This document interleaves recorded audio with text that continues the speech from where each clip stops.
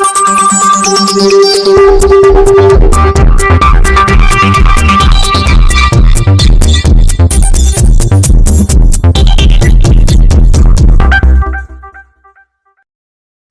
इहो चवणु आहे त मुंहिंजो फौरी तौर ज़कात जा हक़ ॾिना वञनि ऐं असांखे हक़नि खां महरूम कयो वियो आहे। असांखे हक़ ॾिना वञनि। असांजो इहो ई मुतालबो आहे। या असांखे को ड्यूटीअ जो मसइलो ड्यूटी ॾिनी वञे, माज़ूर कोटा आहे असांजी, या असांखे ज़कात जा पैसा ॾिना वञनि।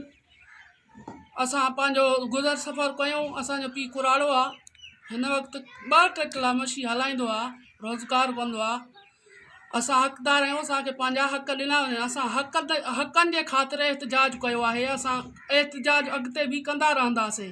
अच्छा, ही तव्हां ॿई भेनर इहे बि माज़ूर आहिनि? हा, इहे बि अखियुनि खां माज़ूर आहिनि। जी जी। हिन वक़्तु असां 3 ई माज़ूर आहियूं। असांखे हक़ नथा ॾिना वञनि। DC साहब वरी 2 चकर वियो आहे, त बि रोलाए वरी इहे फार्म सयूं, त बि अञा कुझु बि न थियो आहे। हिन वक़्तु ताईं असांजो मुतालबो आहे त असांखे हक़ बि ॾिना वञनि ऐं असांजो फौरी तौर नोटिस वरितो वञे। कमिश्नर साहब, वज़ीर आला साहब, वज़ीर आज़म साहब ऐं चीफ आर्मी ऐं चीफ जस्टिस खे अपील आहे त असांजो फौरी तौर नोटिस वठी ऐं असांखे पंहिंजा हक़ ॾिना वञनि। जेकॾहिं हक़ न ॾींदा त असां अॻिते बि एहतिजाज वधाईंदासीं। असांजो हक़ आहे, असांखे ॾिनो वञे।